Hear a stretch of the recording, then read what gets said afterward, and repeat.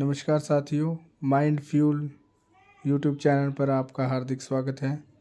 दोस्तों, आज हम सीबीएसई यानी एनसीईआरटी की क्लास 6 का ज्योग्राफी भाग 1 पढ़ने जा रहे हैं, जिसका नाम है सौर मंडल में पृथ्वी। तो चलो, चैप्टर बहुत इंटरेस्टिंग रहेगा, पूरी वीडियो देखना। नए हैं तो चैनल को सब्सक्राइब कर लीजिएगा। चलो लेसन शुरू करते हैं। सूर्य के बाद आकाश को देखना कितना अच्छा लगता है।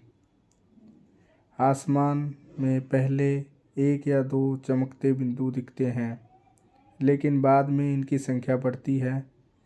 आप उनकी गणना नहीं कर सकते। संपूर्ण आकाश छोटी छोटी चमकदार वस्तुओं से भर जाता है, जिसमें से कुछ चमकीले होते हैं एवं कुछ धुंधले।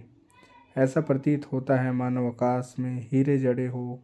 इनमें से कुछ टिमटिमाते प्रतीत होते हैं, लेकिन अगर उनका आपको ध्यान से देखेंगे तो आप पाएंगे कि इनमें से कुछ की टिमटिमाहट अन्य से अलग है। यह बिना किसी टिमटिमाहट के चंद्रमा के समान चमकते हैं। यानी दोस्तों, इससे ये पता चलता है कि हमारे चंद्रमा का अपना प्रकाश नहीं है, वो भी किसी अन्य ग्रह यानी हमारे सूर्य जो हमारा चंद्रमा है एक प्रकार का, उससे रोशनी ग्रहण करता है।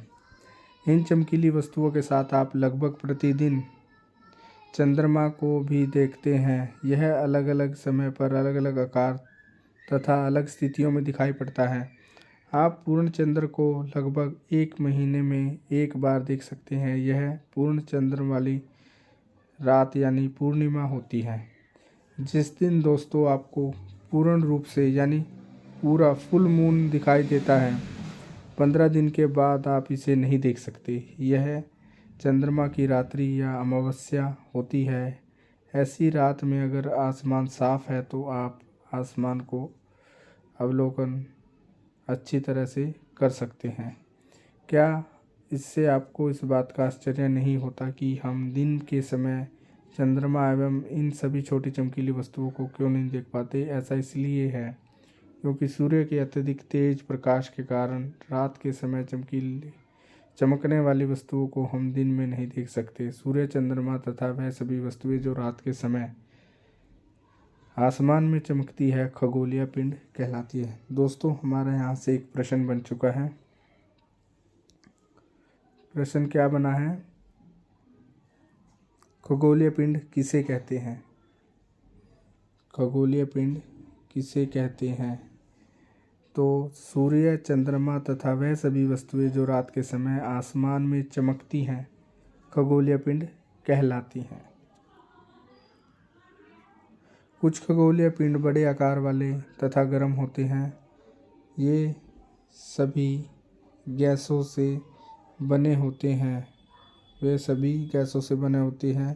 उनके पास अपनी ऊष्मा तथा प्रकाश होता है, जिससे वे बहुत बड़ी मात्रा में उत्सर्जित करते हैं। वे खगोलीय पिंडों को तारा कहते हैं। सूर्य भी एक तारा है। तो चलो दोस्तों, आगे चलते हैं। रात के समय चमकते हुए अनगिनत तारे सूर्य के प्रकाश यानी सूर्य के समान ही हैं, लेकिन हमें बहुत अधिक दूर होने के कारण हम लोग उनकी ऊष्मा या प्रकाश को महसूस नहीं करते तथा वे अत्यंत छोटे दिखाई पड़ते हैं। आपने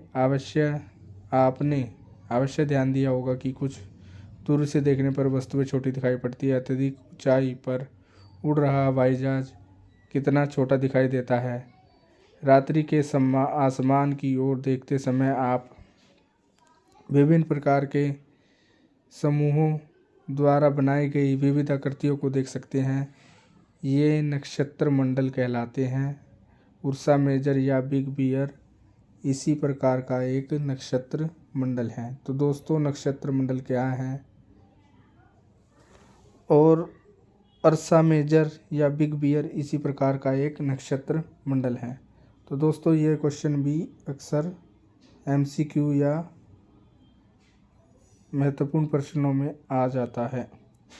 तो बहुत आसानी से पहचान में आने वाला नक्षत्र मंडल सप्तऋषि, सप्त तार यानी 7 तारों से मिलकर बना हुआ। ये देखो, इसमें आपको दिखाई दे रहा होगा एक लड़की देख रही है तारों की ओर। ये एक सप्तऋषि है, उत्तर दिशा की ओर दिखाई देता है हमेशा। यह 7 तारों का समूह होता है जो कि नक्षत्र मंडल अर्सा मेजर का भाग है। अब चित्र 1.1 में आपने परिवार या पड़ोसी में किसी बड़े व्यक्ति से कहिए कि वह आपको आसमान में और अत्यधिक तारों को तथा ग्रह नक्षत्रों को दिखाए। प्राचीन समय में लोग रात्रि में दिशा का निर्धारण तारों की सहायता से करते थे। उत्तरी तारा उत्तर दिशा को बताता, इसे ध्रुव तारा कहते हैं।